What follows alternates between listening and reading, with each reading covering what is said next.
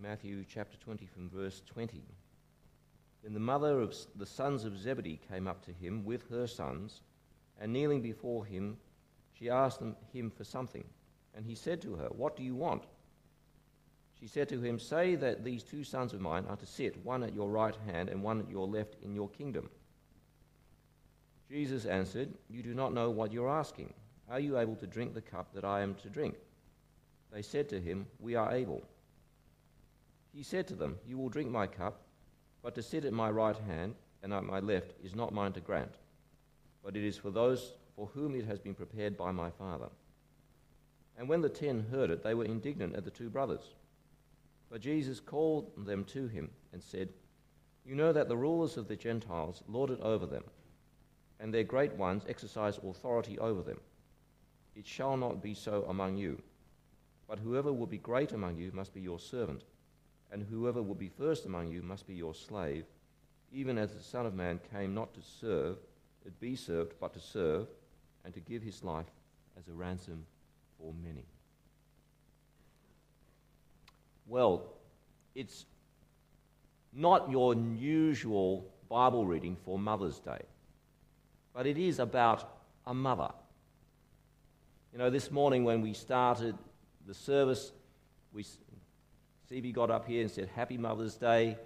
And I realized that as worship was beginning, we had, I think, 2 mothers in church. And we were hoping perhaps that some of our mothers were sleeping in and getting breakfast in bed and that kind of thing. I think this is a kind of a Hollywood myth, you know. I don't know any mothers that get breakfast in bed on Mother's Day. I know lots of mothers that hope they never get breakfast in bed because then they've got to clean up the crumbs. The truth is that so few mothers were in here because, as typical for most of our mothers, they were hard at work doing something, either looking after you guys at home, or in fact we had several volunteers go down and help out with Awana this morning. So these are hard-working mothers we have. And this is what we see even in this reading today about the mother of James and John. But a little context. Now we teach us that we're taught that context is important to reading the Bible. Without context, you can make a verse or a passage say almost anything you want. So the context here actually goes back to verse 17. In here, we see that it says Jesus was going up to Jerusalem. This is his last journey into Jerusalem, and he's taking his disciples with him. And verse 17 says he took the 12 disciples aside. The word actually means he took them. He had a private meeting with them. So here they are walking on a public road, and you can see him say, "Oh, guys, come together. Just us. This message is only for you. Don't want those other people to hear it." And he gives them this secret message which says, "Look, we're going up to Jerusalem, and I'm going to be betrayed." Which is not the sort of message you want to hear from your leader, right? I don't want to get up here one day and say, "Look, secret message, we turn off the recordings and stop and turn your phones off. They're going to put me in jail. Watch out." But you've got to be careful, because if we don't do some stuff, it could come to that. But here Jesus is saying, "I'm going to be betrayed." That's what that word delivered means. The Son of Man will be delivered over. It actually means betrayed. To whom? To the chief priests and the scribes, and they will condemn him to death. So he's saying, when I'm betrayed, you will find no refuge in religion. You will find no refuge in the religious leaders. It's not going to help you because they're the ones behind what's going on. And then he says, they will deliver him, betray him, over to the Gentiles to be mocked and flogged and crucified. So that when the Son of Man's betrayed, you can't find refuge in religion. You can't find refuge in the state. The government will be against you. They're behind this. There's this grand plan to destroy Jesus. A plan that in some parts of the world goes on today. Where will they ridicule? Where the state will torture, where the state will execute people for confessing and remaining firm to Christ. And we think of places like North Korea or parts of China, or maybe even the sorts of things we hear about Stalinist Russia. Could it happen in Australia? It could. It could. We think this is a free country, but as we said in the past, there's places in Australia where those who are against Christ are using the law and using all kinds of social conventions to try and stop us. I was quite relieved to hear recently that case of the Tasmanian bishop I was telling you about. He published a leaflet saying this is the Catholic Church's belief on marriage. And the Green candidate for Tasmania had him taken, has tried to sue him for discrimination. And happily, the judge had enough sense to throw it out of court. This is not discriminatory. The man is just stating his personal and his institutional belief. He's allowed to do that. We have yet got some freedoms here. That didn't stop this Greens candidate from still ranting away. So, oh, he should apologise. What a terrible person he is. Watch out. People are out to get us. But it's not the end. So right at the end there of verse 19, he says, and the Son of Man will be raised on the third day. Because of Jesus, we still have hope. God will still act. When all appears to be lost, God will do something. And Jesus had to give this kind of warning.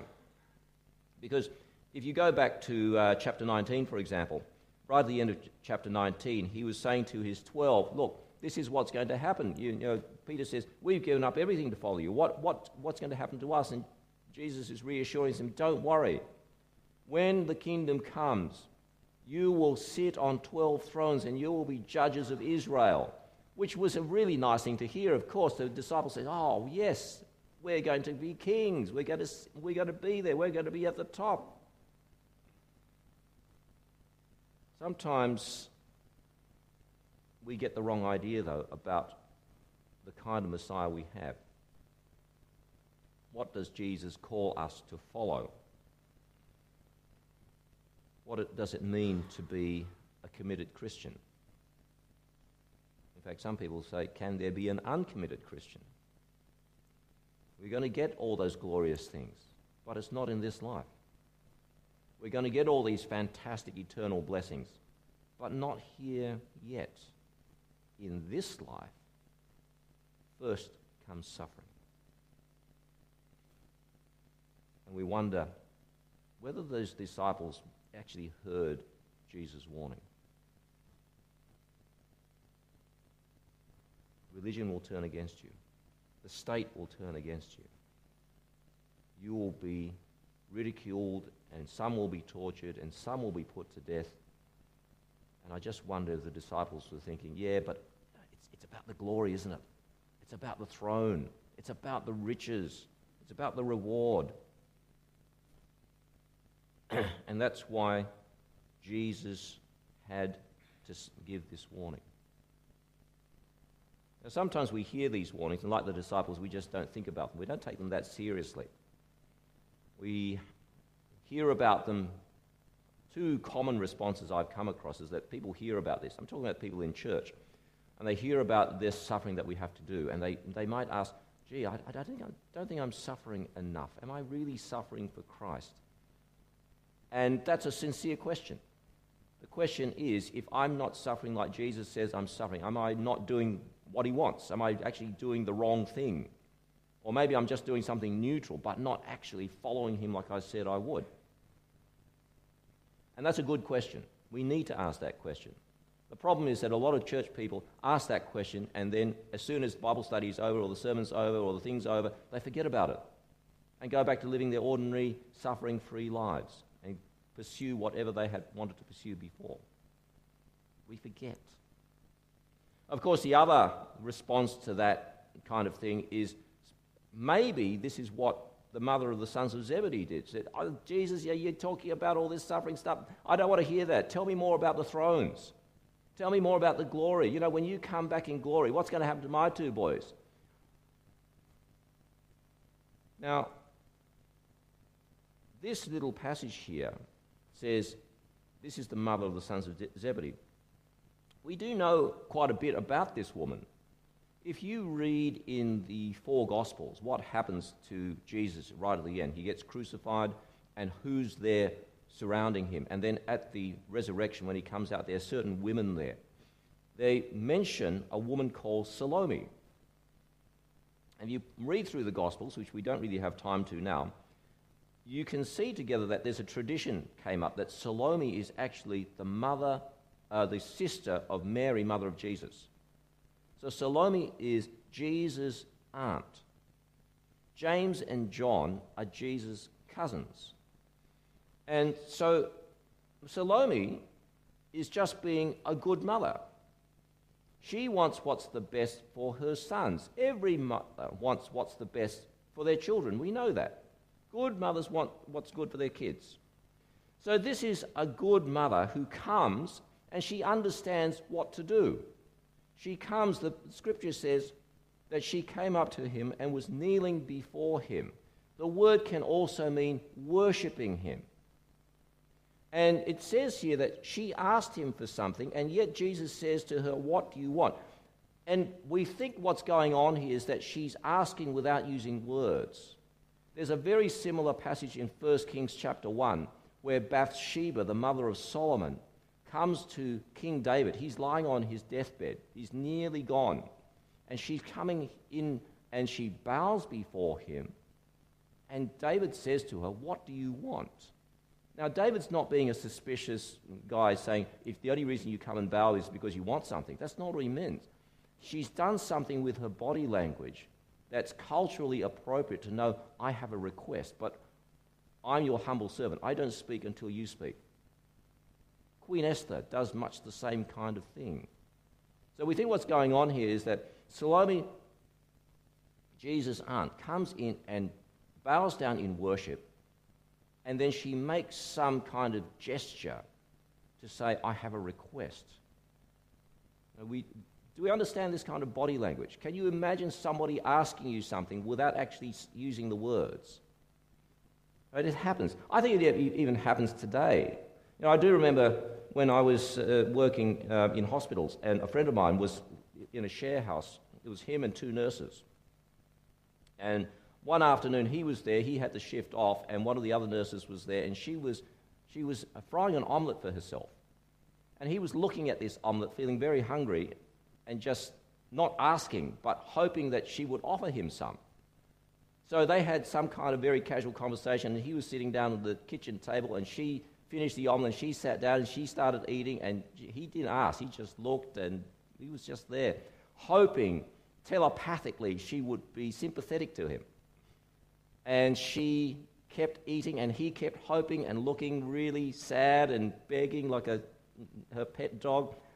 And she just kept eating, and she finished up and she left.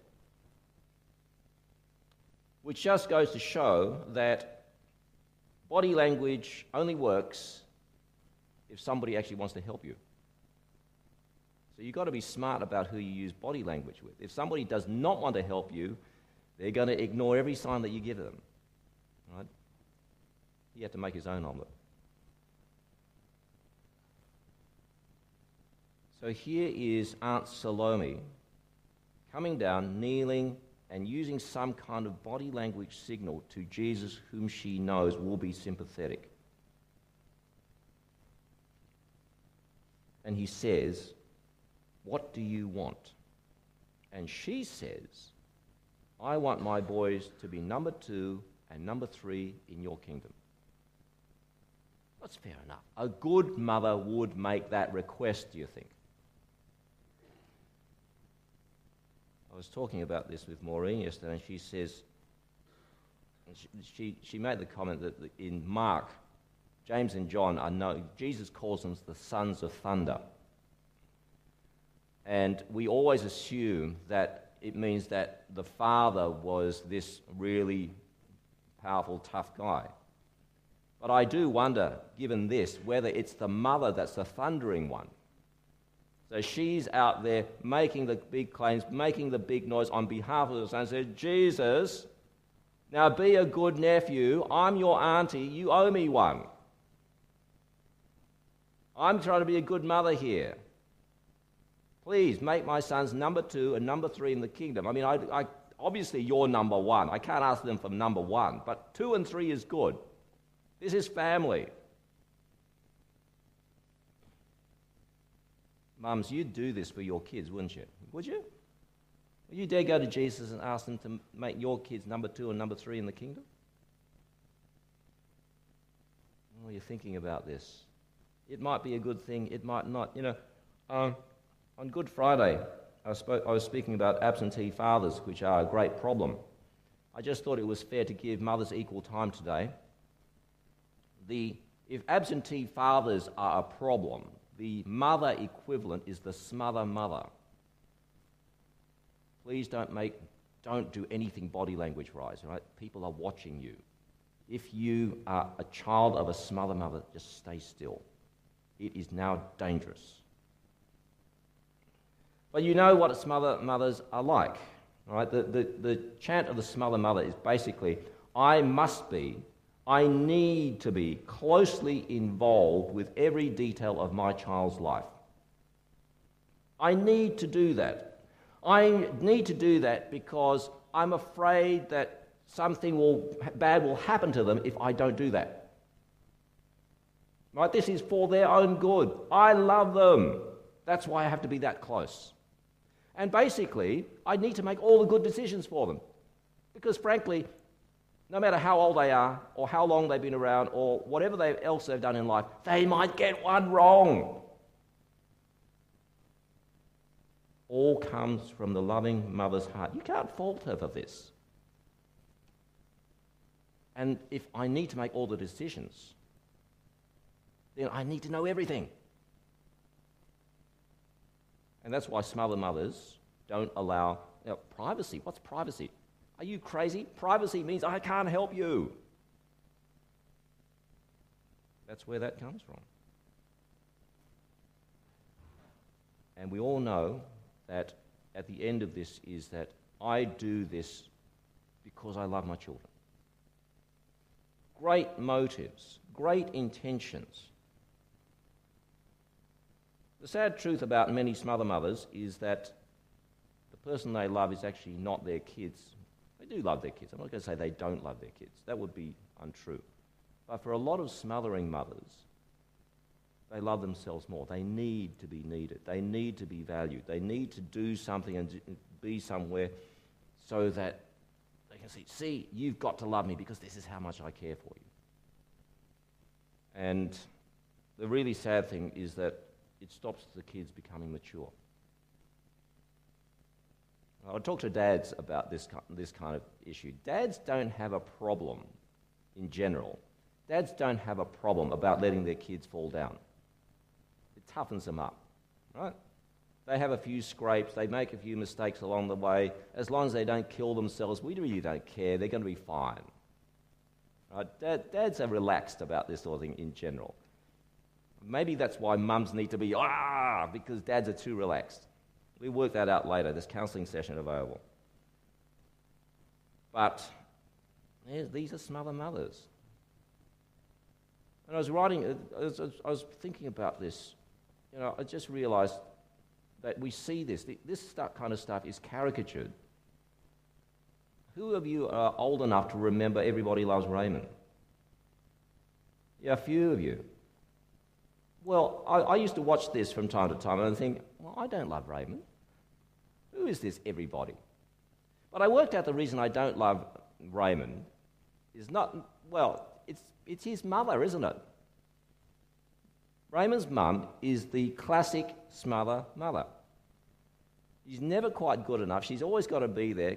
You know, the guy's married with his own kids and she still comes in and just tells him what to do, and he does it. And that's the premise of the whole show. They'll never break that cycle. That's why, there's no escape from that. But what makes things even more difficult is sometimes there's subtypes of smother mothers. One of the famous subtypes we've heard in the last, say, probably the last decade is the Tiger Mother. Thank you, Amy Chua. She wrote this book, Battle Hymn of the Tiger Mother. She said, I'm a Harvard law graduate and I've run a great practice and I'm going to make sure my kids do everything I've planned for them to do. This whole life has been planned out for her two daughters. Even what clothes they're going to wear, what friends they're going to make, which schools they have to go to, of course, which instruments they must play. They've got to get the top grades all the time. A+ is the only acceptable grade. Failure is not an option. You will go and both graduate from Ivy League schools. You will be at the top of your profession. We see this. We see this even here. No, I don't mean here, but we know people. It's not that far away where, you've got to be a doctor or a lawyer. But if you're going to be a doctor, you can't be just any doctor. You've got to be a top specialist or a professor. That's good. If you're going to be a lawyer, you can't just be any old suburban solicitor. You've got to be a barrister or a judge. High court's nice. You've got to be right at the top of the very top. And it's always behind the mother's thinking is, they may hate me now, but one day they will thank me. Cutting too close to home down here, I think. It's a problem. And the truth about this kind of mothering is that if the kids are genuinely gifted, they're going to make it. They'll get to the top. They'll be the high court judge. They're going to have this Nobel Prize and make the big breakthrough, and the mothers will be proud and the kids will be happy, and it works out. But for every one of those kids, there's going to be a handful, maybe a couple of handfuls, that actually just crash and burn. And that happens because that's not what they were made to be. And when that happens, the good tiger mother will say, they only crashed because I wasn't tough enough. Wow. Second subtype of smother mothers is the spoiling mums. Right, these mums say, my kids are perfect. If anything goes wrong, it's your fault, not their fault. I went to school with a guy like this. He had that kind of mother. He was actually in our A-grade tennis team at school. And he was a genuinely very gifted tennis player. He could have gone far. And we remember that when we played other schools, his mother would bring an entourage along.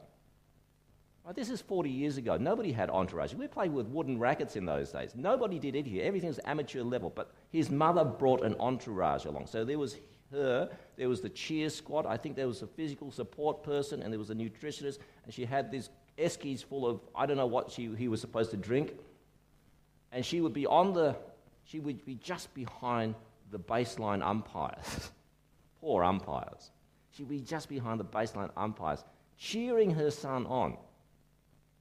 Now, occasionally, of course, in spite of the fact he was a very, very good tennis player, he would lose. He would come up to a player that was genuinely just fantastic, and he would get smashed. And I still remember, every time he lost, he would burst into tears. He had never learned how to cope with failure, ever. And his mother would say, it's all right, he was sick today. It's really sad. He'd never developed social skills. He was a really arrogant guy. All he did was play tennis fantastically well, most of the time. Oh. See, when it comes to mothering, all mothers do what they do because they want the best for their kids. And so we say, what's wrong with that? Jesus actually tells us what's wrong with that in this passage. He says to her, verse 21, what do you want? She says, I want my sons to have the highest positions possible in your kingdom. I want them to be number 2 and number 3. And Jesus says, verse 24, you don't know what you're asking. The problem with smother mothers is that they are making requests out of ignorance. I'm not saying they're ignorant, But basically they say, surely there must be a guaranteed path to glory. Surely there must be a shortcut, there must be a fast lane. We don't have to do all this other nonsense that inferior children do and inferior families do. Come on, give me the fast lane into where we need to go. Just say yes, they're going to get number 2 and number 3. They're going to be right at the top with you, guarantee it, okay? And Jesus says, you're asking out of ignorance. If you want to share in Christ's glory, Romans 8:17 tells us, to share in Christ's glory, you must first share in his suffering. No shortcuts.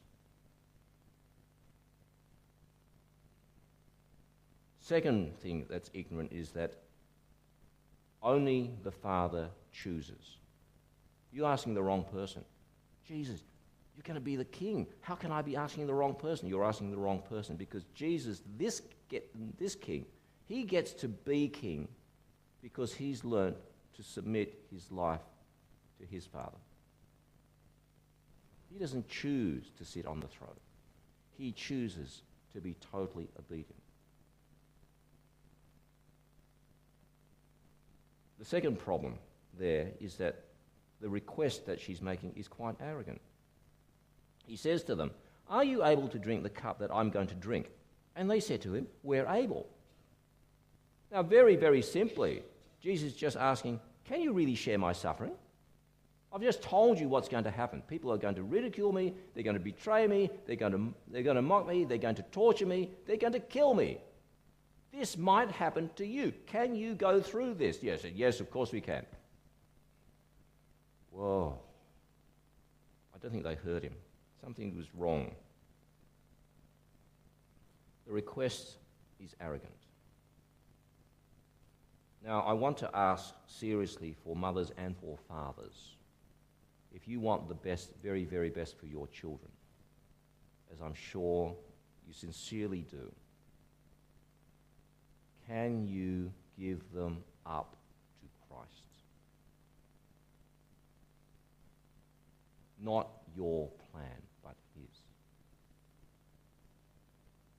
Can you say to your son or daughter who has a clear calling from God, will support you. You are not going to be the Nobel Prize winning physician. You are not going to be that high court judge. You are going to do what you do as a lifetime missionary in a place that I don't get to see you very much. Can you send them away? This is hard. This is very hard. But if God has put a calling and a burden upon your child to go to a place where life is difficult, where they will be under constant threat, and yet they know this is God's calling for them, are you able to let them go with all your love and all your support and all your blessing? Because when a call is that clear, that is the very, very best they can get. Everything else, every substitute to that, will be terrible. They will not be happy. They will not meet the right people.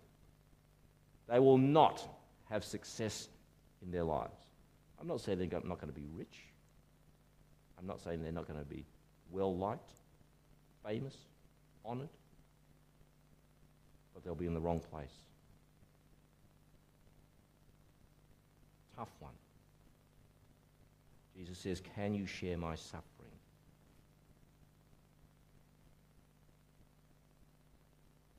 Parents, can we give up our children to Jesus? Third problem. Jesus actually says to them, you know, you will share my suffering, whether you like it or not. That was actually not a question. You're going to do this anyway. But the problem is, your request is worldly. Verse 25. He says, you know that the rulers of the Gentiles lord it over them. They like to show off their power.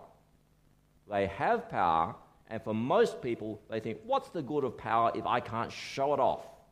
I can hire and fire whoever I like. I can buy out this company. I can crush my opposition. I can just outmaneuver them and make more money than they can. That's the corporate world. And he says that's what worldly thinking is like. And we know that's true. I mean, why do billionaires, for example, keep doing business? They don't need the money. They really can't spend it on anything for themselves or even for their families. They have so much money. Why do they keep doing it? To accumulate more power. That's what it's all about. And so he says in verse 26, "It shall not be like this among you. Whoever will be great among you must be your servant. Whoever will be first among you must be your slave." Wow. Which mother is going to say to her son, "I want you to be a slave. I want you to grow up, work hard, and be a slave, even if it's of Jesus Christ."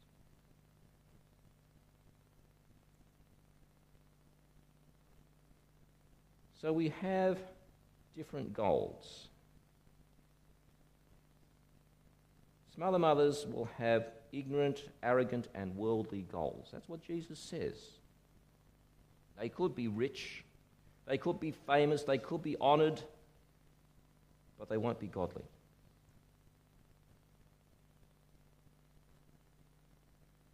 And as he says this, Jesus goes past and heals 2 blind men.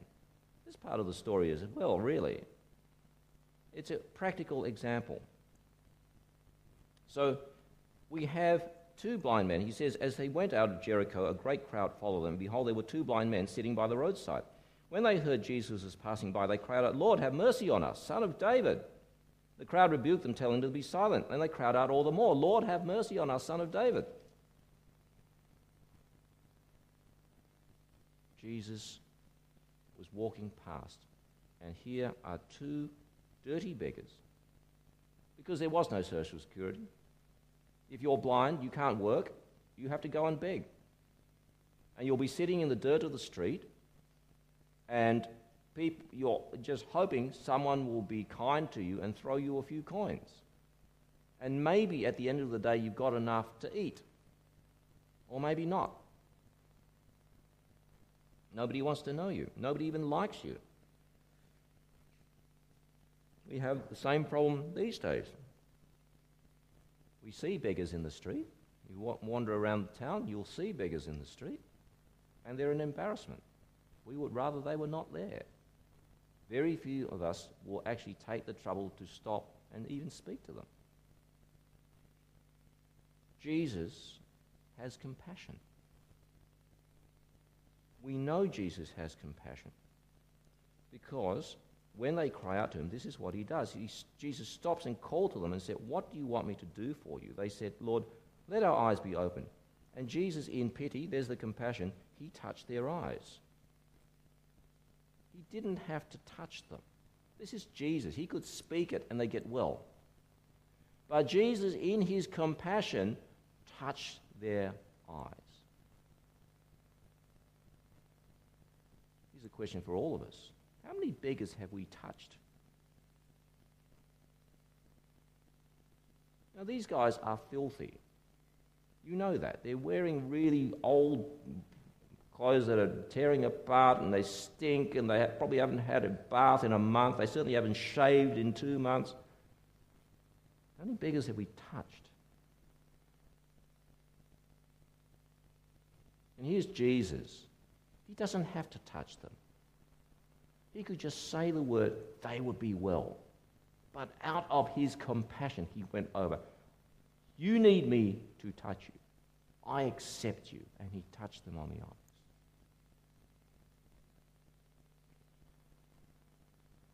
You know, Jesus says, if you want to be a servant, you get to serve everybody. You get to serve whoever God tells you to serve. It's not our choice. And when you serve, we want to see God's compassion come through you. See, the real problem with some other mothers is that they are selfish people.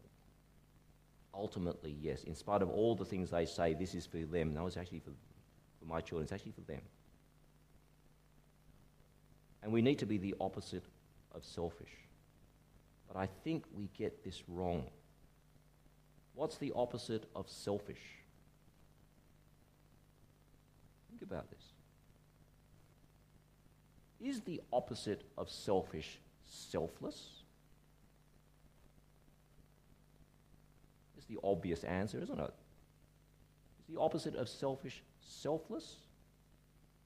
Who thinks it's selfless? It's the obvious answer. See, selfless mothers can still run themselves into the ground and do everything for their kids and do everything for the family, but they're still selfish. You can. You see people like this. They're giving themselves to their family, their kids, and whatever it is, to win approval, to win their love, to win whatever they need from them. It's still ultimately all about mum. That's why they do what they do. The opposite of selfish is to be God-centered.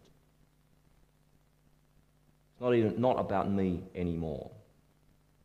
It's about doing things the way God wants. Serving Him as our Lord and Master. We come to God and say, you tell me what to do. You tell me how hard I have to do this stuff with my family. And you tell me if I need to do stuff outside my family. And you tell me when I need to rest, and I will listen to you. The opposite of selfish is to be God-centered. So, if we are supposed to serve God, then as parents, mothers and fathers, we are supposed to serve God through how we raise our children. And if we're supposed to raise our children to serve God, and Jesus came in and gave us a report card, as He will one day, what kind of grade are we going to get? Oh. Parents, we don't like to think about this, do we? We don't like to think that one day Jesus may come along and say, here's your report card for being a parent. What kind of grade are we going to see on this report card? I know some of our kids would like to give us report cards. And they say, this is your grade, Dad. This is your grade, Mum. What kind of grade are we going to get? I would hope that at the very most basic level, we as parents, mothers and fathers, have raised children that know how to look after themselves. Yeah, I think that is probably the most basic thing parents can do. If you do that, I reckon that's worth, this is just satisfactory. C. The problem with some other mothers is that they won't even get a C because their children have everything done. They've never learned how to take care of themselves. Some of us fail. That's no good. Okay. So C. in our tradition, we have this saying that's roughly, you're not an adult until you can take care of your own kids. Yeah, that's true, isn't it? That's one sign of maturity. You can take care of other people, especially your own kids. Your own kids is important. Taking care of other people's kids is much easier. It's always easier because at the end of the day, you can leave. If you don't like it, you quit. If they get too tough, you say, get somebody else, not me. But your own kids, you can never walk away from. Day and night, old or young, no matter what happens, no matter how old they get, no matter where they are in the world, you know that if they're really in trouble, they're going to pick up the phone, Mum! Now, most of us here are not old enough yet to have our children's children, but it still happens. Now, this is when our kids are going to need us the most. I don't know what to do. What do I do now? My baby's crying. Yes, they do that. How do I change the nappy? You'll learn. We all did.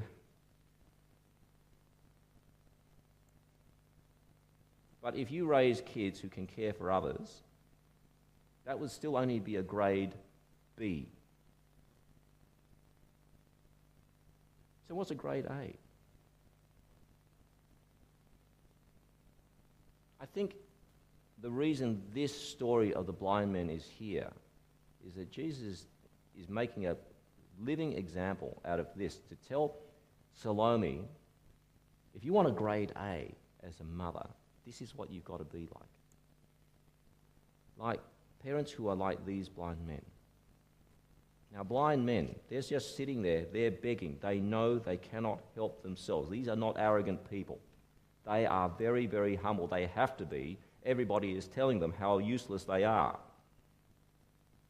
I'm going to say that's pretty much the same in life. Self-help industry is a sham. Self-help is no help at all. Frankly, if I could help myself, I don't need to read that book.